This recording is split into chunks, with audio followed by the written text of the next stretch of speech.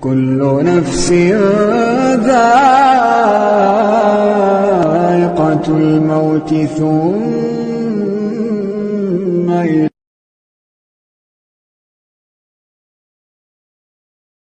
أعوذ بالله من الشيطان الرجيم. بسم الله الرحمن الرحيم. ولا تهنوا ولا تحزنوا وأنتم الأعلون إن كنتم مؤمنين. صدق الله مولانا العظيم. دین مخی آیتون مبارکو کی اللہ رب العزت دا هغه ډلې ذکر فرمایلی و کومه ډله چې د الله دپاره نیک عمل کوي او د هغوی دپاره چې کوم اجر الله کې ښودی دی هغه یې بیان کړی و او تاسو کې چې کوم خلک تیر شوي دي پخوا ستاسو نه وی هغه خلکو د الله رب العزت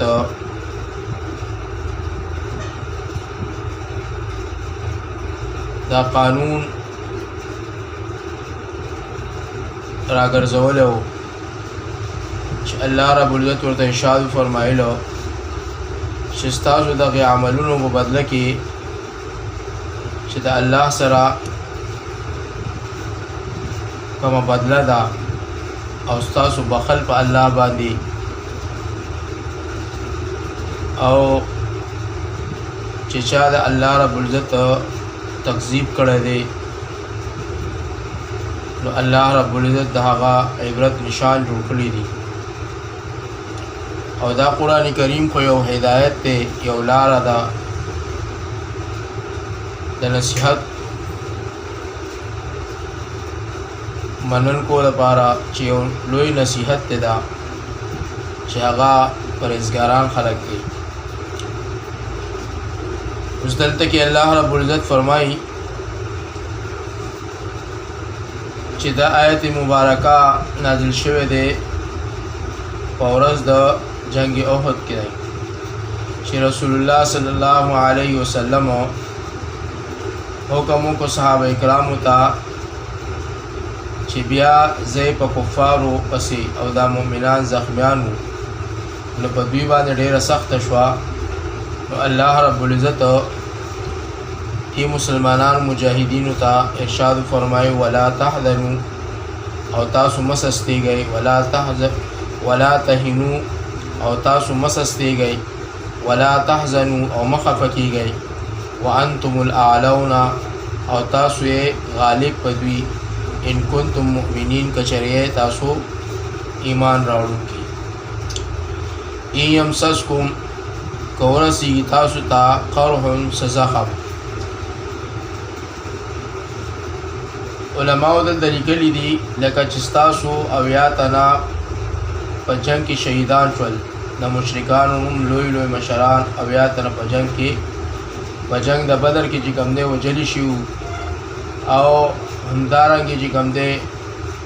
ډېر په هغې کې بندیوان شو او هغوی بیا هم چې کوم دی په تاسو باندې د جنګ احد دپاره ځان تیار کو او تاسو بیا رسو کېږئ چې کوم زخم تاسو ته رسېدلی دی هغه هغوی ته هم رسېدلی ځکه الله فرمایي ان یمسسکم قرح که ورسېږي تاسو ته زخم فقد مس القوم پس په تحقیق سره رسېدلی و قوم کافرانو ته قرح مثلو په شان د هغې زخم ستاسو وتلک الایام او دا ورځې د ژوند چې دي نداولها بین الناس مونږ یې ګرځو راګرځو په منځ د خلکو وليعلم الله او د پاره دی چې ظاهر کې الله تعالی هغه کسان آمنو چې ایمان راوړی دی ویتخذ او چې ونیسي منکم له تاسو نه شهدا په دې باندې ګواهان والله لا يحب الظالمین او الله تعالی نه خوښوي ظلم کوونکي. یعنی کله ستاسو په دې باندې بری راځي او کله د هغوی په مؤمنانو په ورځ د بدر اویا کافران وجلیو او بیا چې کوم دې بدنیوان کړیو او بیا په ورځ د احد پنځه اویا کسان مؤمنان شهیدان شول او اویا کسا زخمیان شول. نو دا خو بکله په تاسو راځي کړه او په هغوی باندې راځي وي تاسو دې نه مه ګبراویږئ. وليمحص الله الذین او د پاره د دې چې پاک کړي الله تعالی هغه کسان آمنو چې ایمان راوړی دی ويمحق الکافرین او هلاک کړي کافران په دې سره. وایي دا خو د الله رب العزت د طرفه ده او الله رب العزت چاڼ کوي په دې کې چې کم خلق زما دپاره ایمان چا راوړی دی او کومو خلکو چې کوم دی د خپل ځان خوشحالولو دپاره ایمان راوړی دی نو الله رب العزت د هغې کسانو چاڼ کوي په دې کې. ام حسبتم آیا ګمان کوئ تاسو ان د دې خبرې تدخلوا الجنة چې داخل بشئ جنت ته ولما او لسره معلومه کړي نه یعلم الله الذین او لسره معلوم بنکړي الله تعالی هغه کسانو جاهدو چې جهاد کوي منکم لتاسو نه ویعلم الصابرین او نه دي معلوم کړي صبر کوونکي چې آرزو کوله د مرګ یعنی بار په غوښتله او بعض صحابه کرامو جنگ بدر ته حاضر شوي نه نو دا به وي آرزو او کاش کې بیا جنگ برابر شي او مونږ سره حضرت رسول الله صلی الله علیه وسلم سره مونږ چې کوم دی په غزا کې ملګري شو. نو هر کله چې جنگ د احد راغلو نو هغوی آرزوګانې کوونکي خلک اکثر وتښتېدل د یرې د مرګ نه یعنې د یرې د مرګ نه چې کوم دی هغه ځای پرېښودو. نو الله رب العزت ته دوی چې ستاسو په الله امتحان په دې خبره باندې نه اخلي چې کومو خلکو آرزوګانې کولې. ولقد کنتم او خامخا په تحقیق سره وي کنتم تاسو تمنون الموت چې آرزو به مو کوله د مرګ من قبلو مخکې د دې نه ان تلقوه چې ملاقات مو سره وشو. روایت ته چې هر کله رسول الله صلی الله علیه وسلم زخمی شو په جنگ د احد کې او په شهیدانو کې پرېوتو او شیطان आवाज وکړو چې بېشکه محمد صلی الله علیه وسلم په تحقیق سره شهید شو. اکثر خلک یعنی اصحاب کرام وتښتېدل او هر چا چې نوی اسلام راوړی هغه اراده وکړه چې څوک ابو سفیان ته وسیله کو چې حفظ او امان را واخلي. او رسول الله صلی الله علیه وسلم دا ناری والی چې الی عباد الله یعنی مال راځي ای بندگانو د الله. نو صحابه کرام وراغلل او د نبی علیه الصلاۃ والسلام دوی ډیر ملامت کړل چې تاسو ولې تښتېدئ. دوی وویل ځکه چې موږ ستا قتل آواز واورېدو.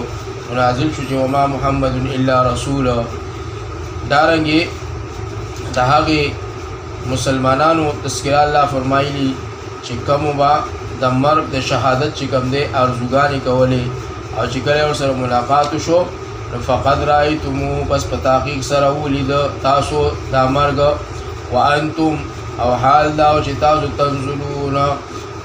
هغه لیدونکي او په سترګو باندې ولقد کنتم او خامخا په تحقیق سره وای تاسو تمنون الموت چې آرزو به مو کوله د مرګ د شهادت من قبل پخوا له هغې نه ان تلقوه چې ملاقات مو کړو له د مرګ سره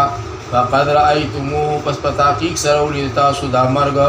وانتم او تاسو تنظرون ورته کتل یعنی تاسو دغه مرګ سره ملاقات شو تاسو ورته کتل او تاسو چې کوم دی په دې آرزو او تمناګانو کې وای چې مونږ به چې کوم دی په دې آرزوګانو او تمناګانو کې وای